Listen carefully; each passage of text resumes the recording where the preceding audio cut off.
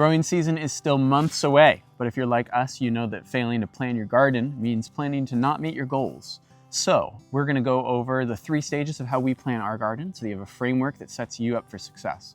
You definitely wanna get something to take notes with. Pen and a paper would be great. Writing down your goals is a proven method of actually accomplishing them. Grab your note-taking stuff now or download our free garden planning roadmap, link in the description, and follow along with us as we talk through an entire season of gardening. And before we go any further, we're gonna go inside because it is freezing out here. So stage 1 is, what is the dream? We really just wanna take as much time to understand what I actually want for my garden. On our garden planning roadmap, we just have an entire page dedicated to writing out in as many words as it takes what the dream is for the garden. This is an easy step to skip because maybe you think, I know exactly what I want. Or maybe you've got it, an image in your mind. But actually, as you start to write down what you think you actually want for your garden in the place that you're at right now, you might come to realize, oh, actually, do I want that? I'm not sure if that's what I want or if that's just what I'm seeing around me or if that's what I've seen on another YouTube video or wherever. So this is really crucial that you actually write this down. Again, we've got a whole page dedicated to this. You might need to take multiple pages to actually write it down. And again, use as many words as possible. Just brainstorm, write it all out, and get the stuff out of your head onto paper. Some examples to think about is like the why behind what you want for your garden. So do you want a garden to relax in? You want a garden to eat from? You want a garden that you can just like pick flowers and have them in your house? Or maybe you want to sell flowers, or maybe you want to sell veggies. Like, there's all the different routes you could go down.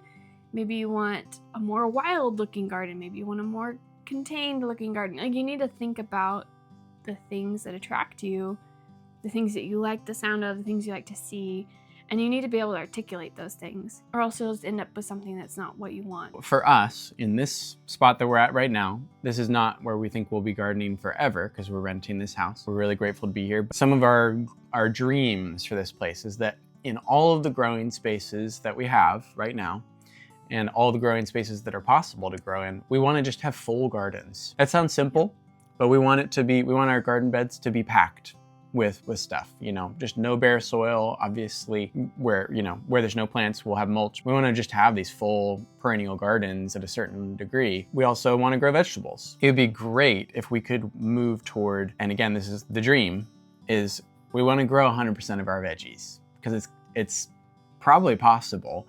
Maybe we can't grow all of our fruit, that's okay, but we probably do want to grow fruit also. Another thing that we would love to do while we're here is just start a small nursery. We want to sell flowers and other annuals, vegetable starts, and herbs. That's what we're gonna write down for our dream. We get to supply plants to our neighborhood and our town, and we have a really full garden where we can showcase all of our stuff for ourselves and just enjoy the space. We also have a dream of kind of creating all of our own amendments and soil needs. Part of our dream is to just have a compost engine with our chickens. Hopefully we get to have chickens this year. That's going on the list of our dream. We want to have all of our natural farming amendments kind of underway. And so just writing these things down will give us something to shoot for. Something also just kind of while we're here that is really worth thinking about is that most people overestimate what they can do in a single year, but they greatly underestimate what they could do in 5 years.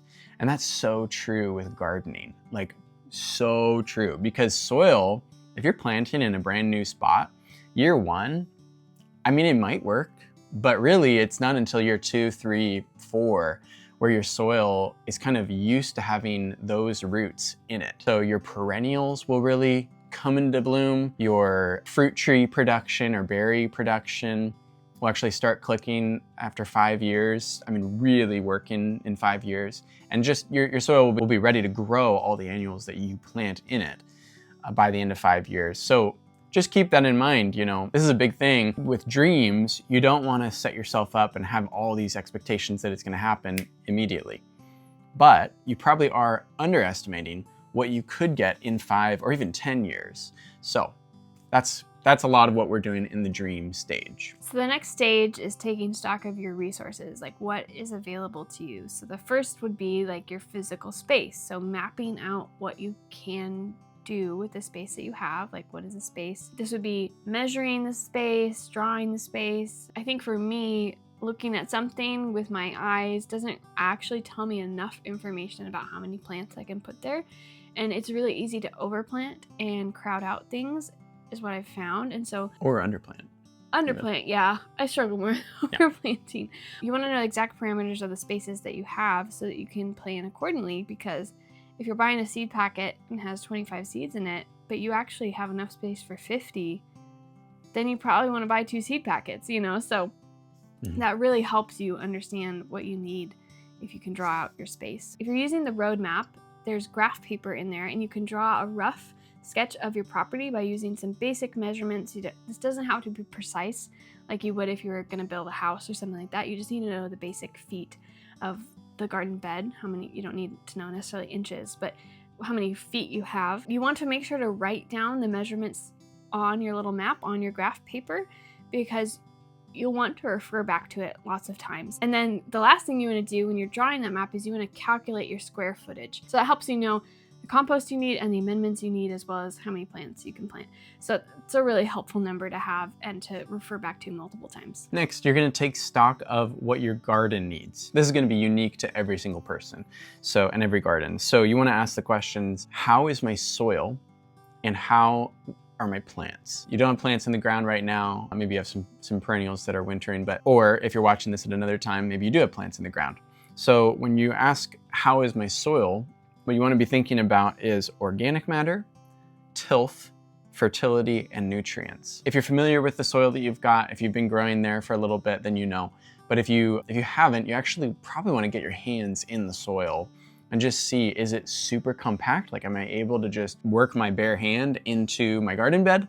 Or do I need a lot of tools to kind of get the soil broken up? If that's the case, then in the next stage in the actual plan, that's valuable information to have. Also, if you're just dealing with sand or clay and there's not like a lot of organic matter in there, that tells you something. So again, you're just trying to go over organic matter needs, your tilth, your general fertility. How have the plants done in the past? Are they drawing up nutrients from the soil? Are there nutrients in the soil? And then speaking of, other things, when you're looking at past years with your plants, take stock, write these down. What diseases did I see on my plants? Or did I see diseases?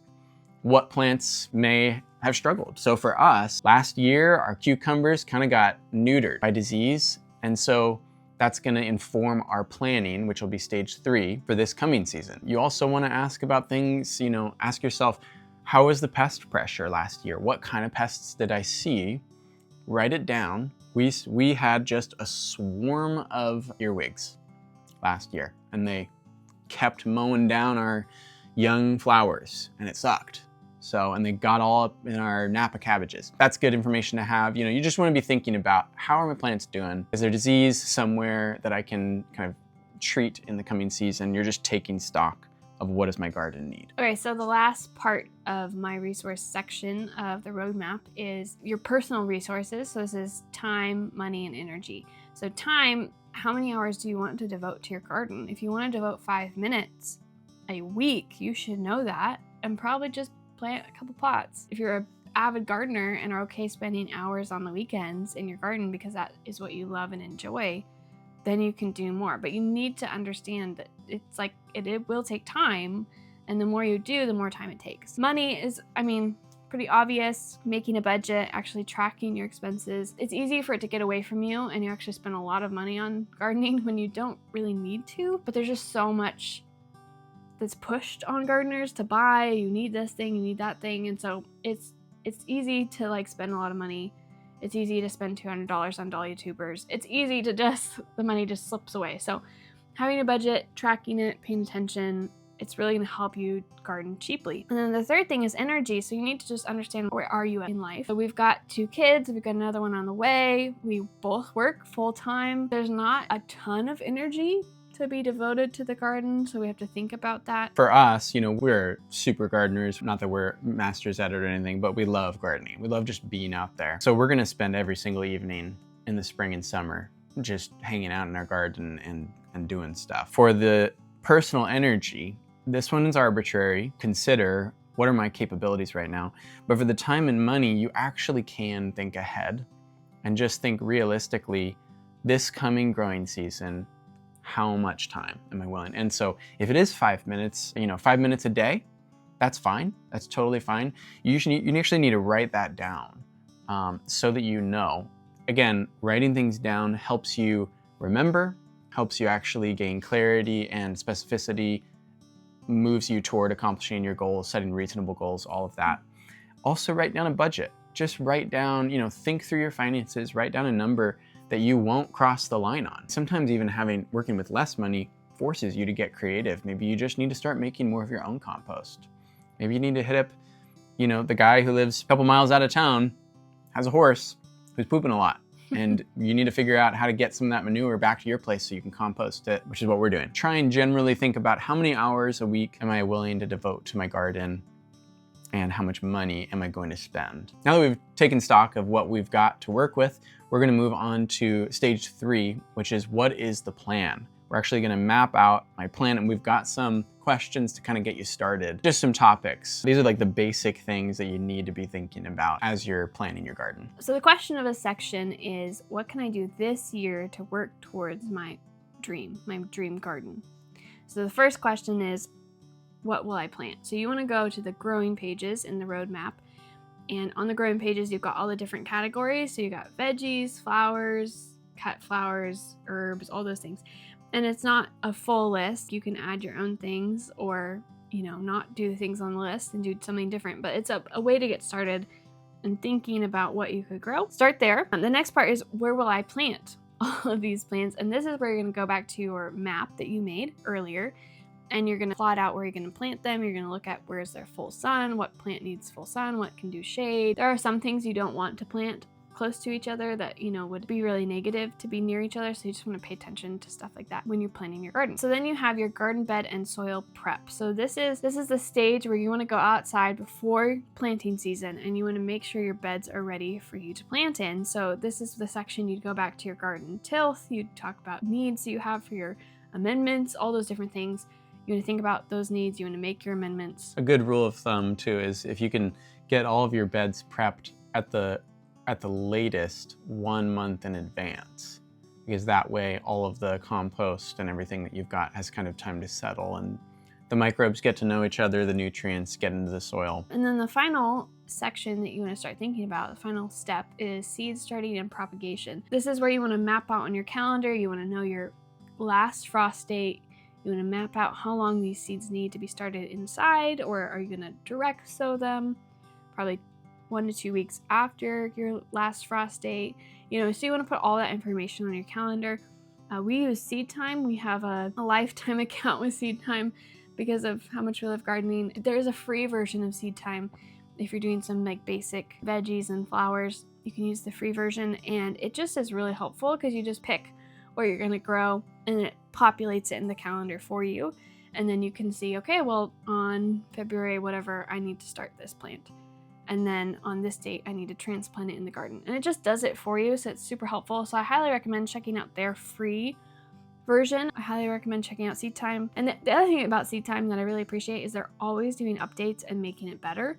So they're super aware of what their customers need because they are farmers themselves. Seed Time is designed for market gardeners, so it's not really designed for perennial gardens, but they are starting to incorporate more. Their newest feature is they're allowing for more perennial plants to be in the calendar. It's exciting because they're always adding new things, they're always making it better, and they're super aware, and their customer service is amazing. So I highly recommend using Seed Time. Seed Time is not something that you want to invest in, then your seed packets are still a great option for this. We've used those for most of the time that we've gardened. We just read back of the packet. It'll generally tell you how many months or weeks that you want to plant the seeds in your soil blocks or your pots or whatever you're using. The last thing we want to talk about in the planning, it's actually not really necessarily part of the pre-planning, but this is a method that we wanted to share with you guys that is really helpful for actually keeping track of all of the gardening things. So you can use this for everything in life. Certainly life is complicated enough that a system like this actually could be really helpful. This is something that Cassidy and I use, especially for the garden where there's so many factors that come up. So, there's things like oh, I forgot, I'm not gonna start my carrots indoors, I'm gonna direct sow those at a certain date, and now I just need to find a way to remember that. Or maybe you're going to bed at night and you're like, I need to buy a new garden hose because I noticed that mine was cracked or something. You're not gonna stop going to bed and go to the store and get a garden hose right then and there. So you need a way to actually capture that thought. And that's exactly the first stage within this framework that we use. This is an incredible framework that was developed by a guy named David Allen, who wrote the book, Getting Things Done, The Art of Stress-Free Productivity. Highly recommend this book. This is just a general way that we use his framework, which is the getting things done method. Step one is capture. Now you can do this in a number of ways. Cassidy and I both use Google Tasks. It's an app, or you can use it on your computer. But the key here is that you just want to be able to capture a thought and put it somewhere that's not your brain. Because usually the really important thoughts come at the really inconvenient moments of your life. You can't just drop everything and do that thing, do the project that hits your brain. If you don't write it down somewhere, it's gonna hit you again, at another really inconvenient time. And it's gonna be projects like, oh man, when am I gonna build this chicken coop for the hens that I ordered? When am I going to buy that garden hose? When am I supposed to prune my apple tree? Can't always remember at the moment. So what you do is, first step, capture the thought, write it down either on paper or, better yet, use an app like Google Tasks. And you can follow along with us on the garden planning roadmap. We've included our kind of adaptation of this plan, but the second step after capturing it, your thought, is clarify.